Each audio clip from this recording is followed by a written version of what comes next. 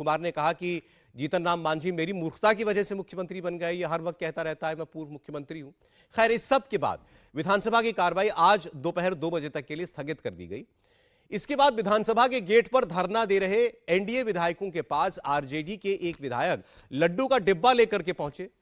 अब आप भी सोच रहे होंगे ऐसा क्या हुआ कि ये लड्डू बांट रहे थे, लेकिन एक आध ने लड्डू खाया भी, जिस बात की बधाई देनी होगी दी भी। फिर ये उस जगह पर पहुंच गए जहां पर एनडीए के सभी विधायक जो बैठ करके धरना दे रहे थे। वहां ये व्यक्ति पहुंचे, ये देखिए ये तस्वीर, ये और बीजेपी के विधायक ने इनके हाथ से जो लड्डू का डिब्बा था उछाल दिया। इसके बाद दोनों के बीच थोड़ी झड़प भी हुई, लोगों ने बीच बचाव किया। आरजेडी और एनडीए के विधायकों के बीच धक्का मुक्की की नौबत भी आ गई। दरअसल पता यह लगा कि आरक्षण बिल पास होने की खुशी में आरजेडी के ये विधायक यहां लड्डू बांट रहे थे, मिठाई बांट रहे थे। लेकिन बीजेपी के कुछ विधायकों ने यह दावा भी किया है कि ये व्यक्ति जो लड्डू का डिब्बा लेकर के आए थे, ये नारे लगा रहे थे तेजस्वी नीतीश जिंदाबाद।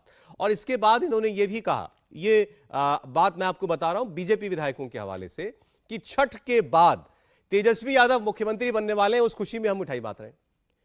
और अब ये बात कई लोग कहने लगे कि बिहार में क्या सत्ता परिवर्तन जब भी होना था उसको प्रीपोन कर दिया गया है, जल्दी बिहार में कमान बदल जाएगी, नीतीश कुमार कुर्सी छोड़ देंगे क्या तेजस्वी यादव के लिए। इसको लेकर के अब वहां पर बातें तेज होने लगी हैं। इससे पहले नीतीश कुमार के बयान को लेकर विधानसभा में भी आज खूब हंगामा हुआ था। मैं आपको सबसे पहले जीतन राम मांझी जो खुद धरने पर बैठे हुए थे उनकी बात सुनाना चाहता हूं। कल वो गुस्से में थे, उन्होंने भी काफी कुछ कहा नीतीश कुमार के लिए, कहा मैं इनका सीनियर हूं, ये कुछ नहीं थे तब मैं विधायक हो गया था। आज लेकिन उन्होंने ऐसी बात कही जो जिससे हर कोई सोच में है। उन्होंने कहा कि ऐसा लगता है नीतीश कुमार को कोई व्यक्ति जहर खिला रहा है या जहरीला पदार्थ खिला रहा है, इसकी जांच होनी चाहिए। सुनिए जरा आप क्या बोले जीतन राम मांझी। मुख्यमंत्री जी को तो हम लोग कह ही चुके हैं कि उनके भोजन में पिछले कई एक दिनों से विषैला पदार्थ मिला करके साजिशतन जल्दी किसी को चीफ मिनिस्टर का गद्दी मिले, इसके लिए एक साजिश के तहत उनको विषैला पदार्थ खिलाया जा रहा है, जिसका नतीजा है कि महावीर चौधरी के पोर्ट्रेट पर उन्होंने माल्यार्पण नहीं किया, अशोक चौधरी के माथे पर दे दिया जो जीवित हैं। उसी प्रकार से महिलाओं के बारे में क्या क्या न कहा, आज हिंदुस्तान नहीं संसार वाकिफ हो चुका है। और फिर कल जो हमारे साथ तुम ताम की बात की, भाषा की, हम कहा था कि संस्कार उनका लगता है कि गिर गया है जो ऐसा बोलते हैं। जीतन राम मांझी को आपने सुना। स्टूडियो में हमारे साथ हर्षवर्धन त्रिपाठी जी हैं, स्वागत है हर्षवर्धन जी आपका। समीर चौगांवकर साहब हमारे मेहमान हैं, समीर जी स्वागत आपका भी।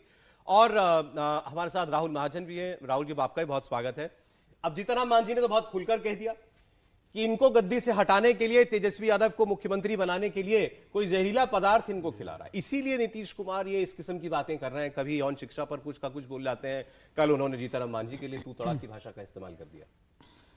देखिए, मुझे लगता है कि अब जहां पर बिहार पहुंच गया है और बिहार के नेता पहुंच गए हैं, तो सचमुच ये ध्यान देना पड़ेगा, सोचना पड़ेगा कि सचमुच वहां सब ठीक चल रहा है, या जो हम फिल्मों वगैरह में देखते थे ना कि कोई कुर्सी पर बैठा हुआ है, उसके पीछे से कुछ लोग हैं वो सरकार चला रहे हैं, कुछ अलग किस्म की राजनीति वहां हो रही है क्या। और जीतन राम मांझी कह रहे हैं, अभी जीतन राम मांझी के ऊपर उन्होंने बहुत अभद्र टिप्पणी की, तो कहा जा सकता है कि भाई ये ठीक नहीं है। लेकिन नीतीश जी को जो भी जान रहा है, और मैं तो पिछले 5 दिनों से उनको जो बहुत पसंद करने वाले लोग हैं उनको खोज खोज के सुन रहा हूं, हर कोई एक बात कह रहा है कि ये वो नीतीश कुमार नहीं, ये वो नीतीश कुमार नहीं। नीतीश कुमार सार्वजनिक आचरण में, सार्वजनिक जीवन में शुचिता के पक्षधर नेता हैं। उन्होंने कभी किसी के लिए, आपको याद होगा जिस दौर में लालू प्रसाद यादव की पहचान ही यही हुआ करती थी, वो धद बुड़बक करके सबको भगा दिया करते थे, पत्रकार भी हंसते रहते थे, उस दौर में भी नीतीश कुमार मतलब एक सज्जन व्यक्ति, बिल्कुल एक शुचिता वाला व्यक्ति, और शब्दों की मर्यादा के मामले में तो वो बहुत ऊपर रहते थे। आपको याद होगा, लोग कहते हैं कि भाई अब तो इस्तीफे होते नहीं, नीतीश जी ने रेल मंत्री के तौर पर त्यागपत्र दे दिया था। आज सोचिए जरा, आप तुलना कीजिए, तब आपको लगेगा कि जीतन राम मांझी जो कह रहे हैं, अब वो कितना सच है कितना झूठ है ये हम में से कोई नहीं बता सकता, लेकिन बिहार कुछ बड़ी गड़बड़ की ओर है। बिहार में जो कुछ हो रहा है, मुखिया के तौर पर जो मुख्यमंत्री की कुर्सी पर बैठे हैं, नीतीश कुमार में कुछ बड़ी गड़बड़ हो गई, और वो गड़बड़ हो गई या उसके पीछे कुछ साजिश है, कुछ योजनाबद्ध तरीके से उनको गड़बड़ किया जा रहा है, इसकी जांच होनी ही चाहिए। जीतनराम मांझी तो खुलकर कह रहे हैं कि कुछ साजिश है। उन्होंने तो कहा कोई जहरीला पदार्थ खिला रहा है नीतीश कुमार को। आप कह रहे हैं ये तो सब, कौन इसकी पुष्टि करेगा, लेकिन नीतीश कुमार बदले बदले से दिखाई दे रहे हैं, इसमें कोई शक नहीं है। अब मैं आपको देखिए एक और व्यक्ति का बयान सुनाता हूं। ये पूर्व सांसद हैं अरुण सिंह, जेडीयू में रहे हुए हैं, अब ये एलजेपी रामविलास के उपाध्यक्ष हो गए हैं। अब पूर्व सांसद हैं तो सीनियर ही व्यक्ति हुए। इन्होंने और आगे बढ़ के बात कह दी। इन्होंने कहा कि नीतीश कुमार को उनके खाने में या पीने में या चाय में कोई ऐसी टैबलेट खिलाई जा रही है जिससे उनका मेमोरी लॉस हो रहा है, उनकी याददाश्त खत्म होती जा रही है। और ये तो नाम भी ले रहे हैं नेताओं के, सुनिए आप। उनके राष्ट्रीय अध्यक्ष जो जानकारी हमको मिली है, ये जांच करने का विषय है, इसको जांच कराना चाहिए कि कुछ भोजन में या दवा में इनको ऐसा दिया जा रहा है। ये कुछ ऑफिसर और एक दो ऐसे ही जो वांटेड पॉलिटिशियन हुए हैं हाल के दिनों में, ऐसे तत्वों ने उनको घेर लिया है, उनकी मेमोरी खत्म हो गई है। राज्य कब डिरेल्ड हो जाएगा? भाई पहले तो हम लोग विरोध करते थे, अब नीतीश कुमार जी का विरोध नहीं करते, वो खुद हेल्पलेस हैं, कैप्टिव हैं, कैद हैं, मानसिक रूप से कैद हैं।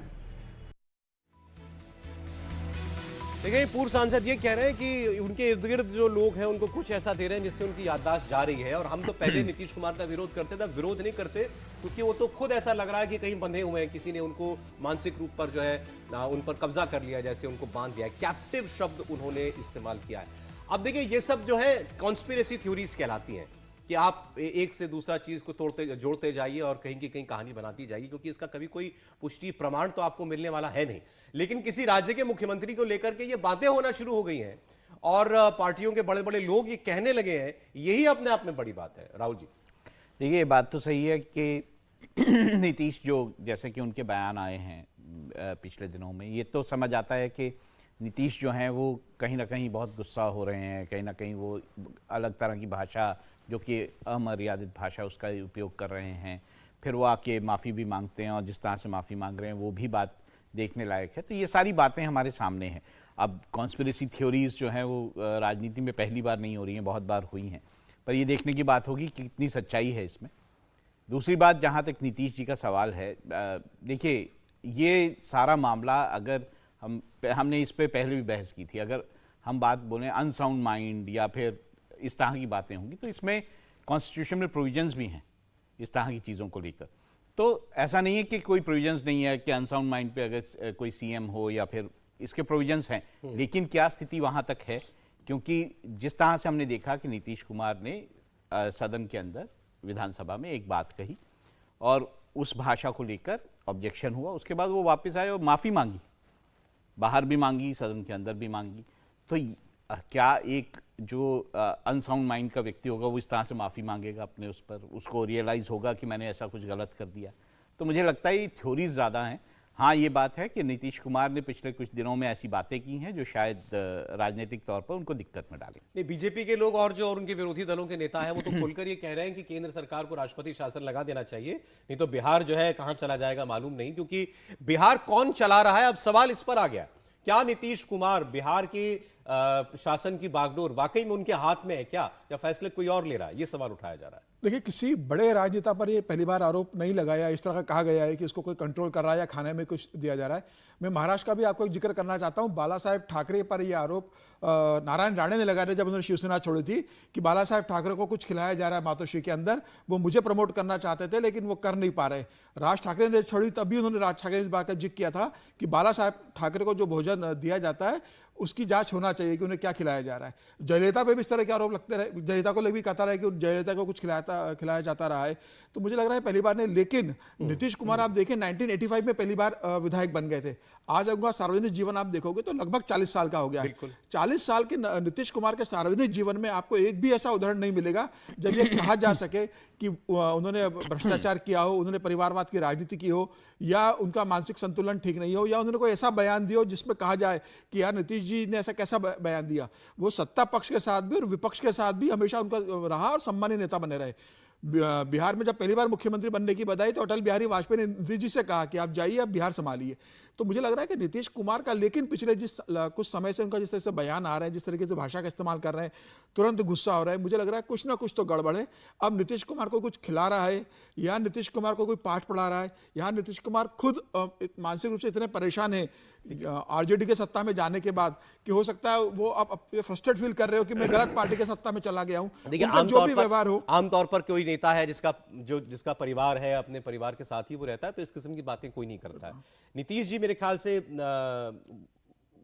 परिवार उनका कोई बहुत लंबा चौड़ा परिवार है नहीं उनका। बेटा भी अलग रहता है उनका। परिवार के साथ वो रहते भी नहीं है। परिवार के साथ वो रहने वाले व्यक्ति नहीं है। इसीलिए शायद ये कहने का मौका भी लोगों को मिल जा रहा है कि आपको कोई और कंट्रोल कर रहा है। एक घटनाक्रम लोगों को याद रखना चाहिए। जब 2014 में नीतीश जी छोड़कर गए थे भारतीय जनता पार्टी में, 15 में साथ में सरकार बनाई थी, प्रशांत किशोर गए थे वहां, चुनाव लड़ाया था, बिहार में बाहर है, नीतीश कुमार है, सरकार आई।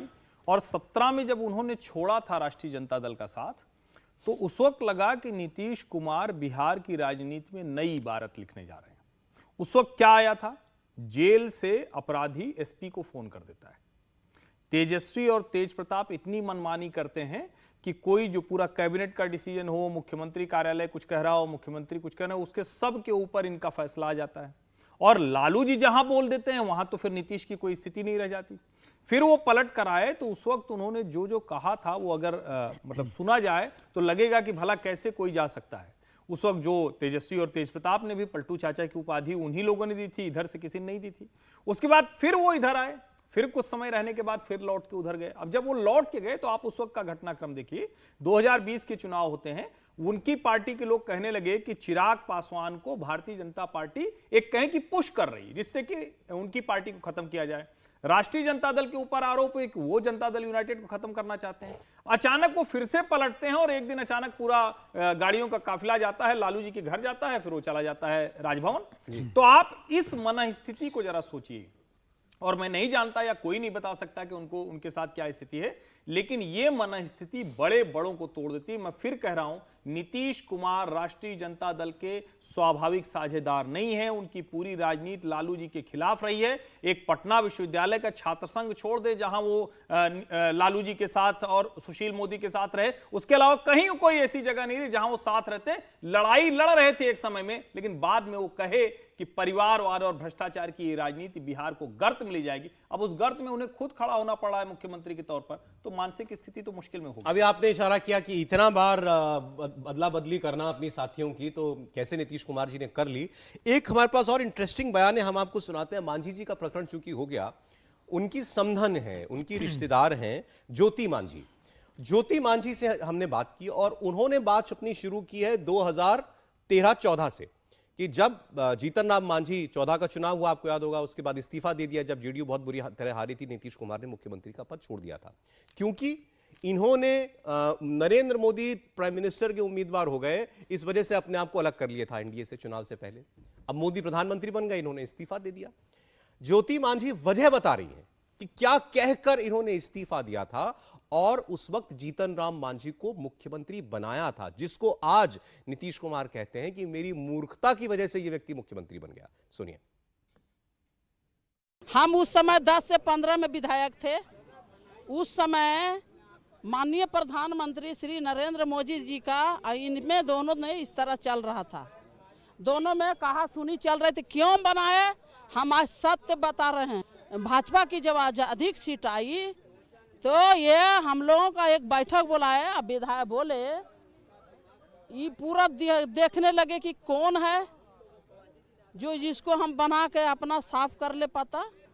तो कुछ महिला लोग हम लोग गए मिलने के लिए कि सर काहे इस्तीफा दे रहे हैं, आप नहीं दीजिए इस्तीफा। तो उन्होंने कहा कि बताइए, नरेंद्र मोदी जब आवेगा एयरपोर्ट पर तो हमको गुलदस्ता लेके उसके आगे पीछे घूमने कहते हैं, ये हमसे कभी नहीं होगा।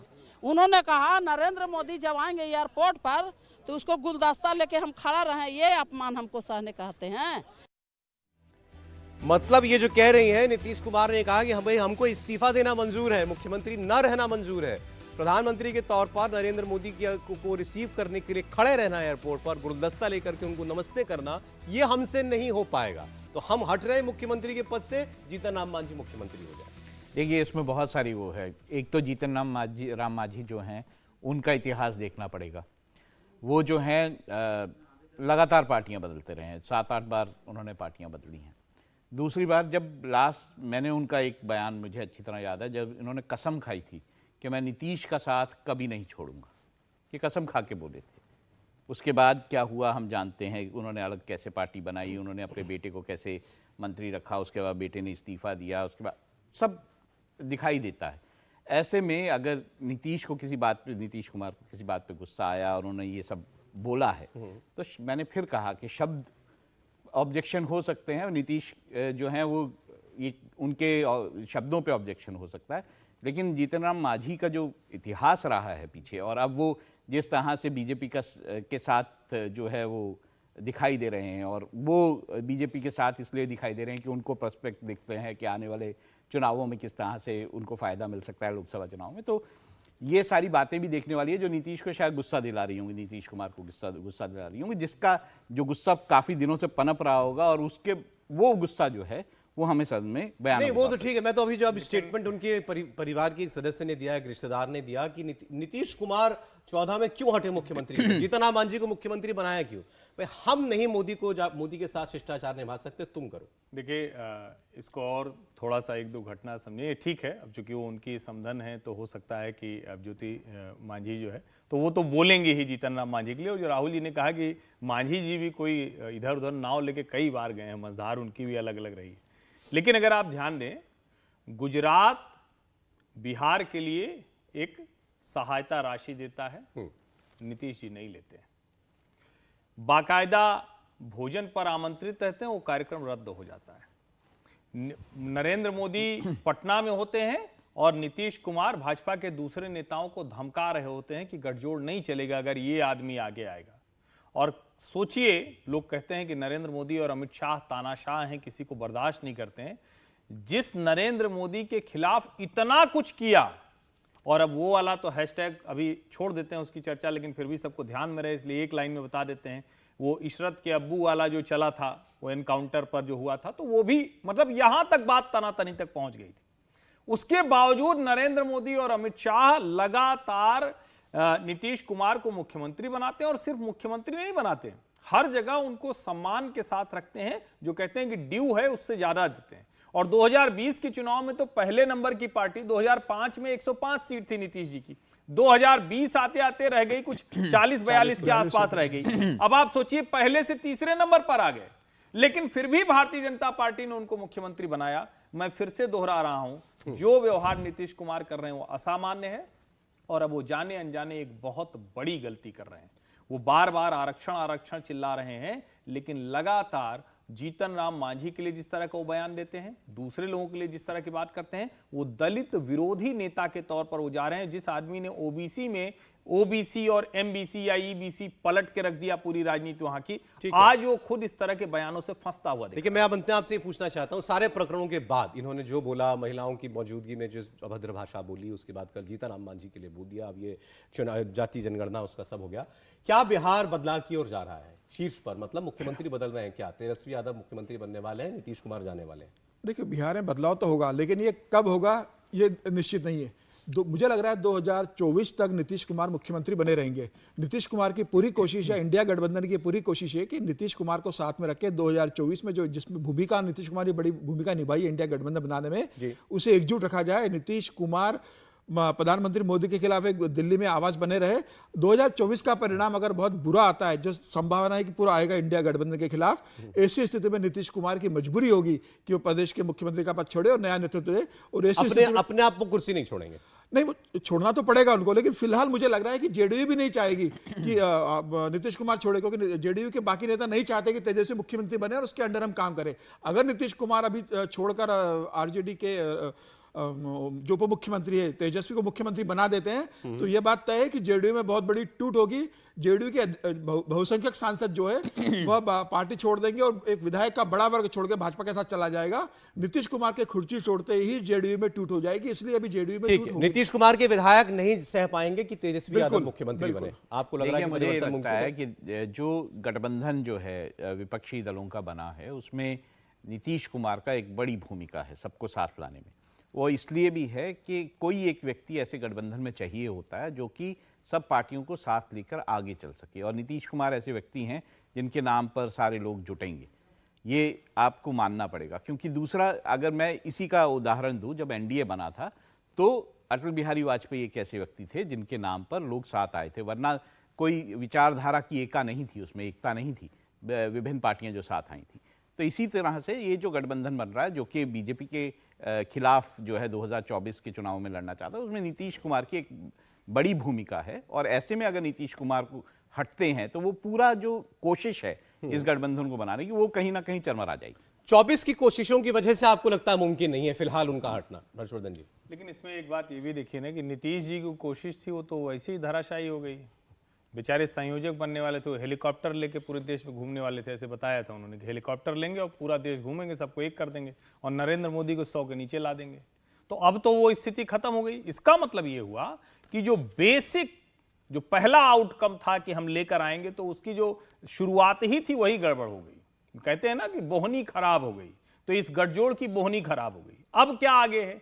अब आप आगे देखिए तो हर कोई सिर्फ और सिर्फ ईडी की जांच के डर से एक साथ है, वरना अरविंद केजरीवाल कोई कसर नहीं छोड़ रहे हैं, बता रहे हैं कि भैया ये तो पार्टी नहीं है, हमसे बड़ी कोई पार्टी नहीं है। भ्रष्ट दोनों हैं। वो जब ये कहते हैं तो भाजपा से ज्यादा तेज वो कांग्रेस के ऊपर चिल्लाते हैं। अखिलेश यादव तो कह रहे हैं कि अब तो ये कुछ करने लायक है नहीं और ये तो बेईमान लोग हैं, जाति जनगणना भी इसीलिए करा रहे हैं। हाँ। मुझे नहीं लगता कि अब नीतीश कुमार का वो रिलेवेंस रह गया है। 2024 के चुनाव के पहले ही जेडीयू में टूट होगी और निश्चित तौर पर टूट होगी। अब इसमें मुझे कोई संदेह नहीं दिखता है। चलिए देखते हैं, 24 का चुनाव तो बहुत दूर नहीं है। एक छोटा सा ब्रेक लेकर अभी, क्योंकि उन्होंने जिक्र किया अखिलेश यादव का, अखिलेश यादव फिर एक बार चर्चा में अपने बयान को लेकर हैं। अभी जैसे नीतीश कुमार के बयान जो है लगातार हेडलाइन बना रहे हैं।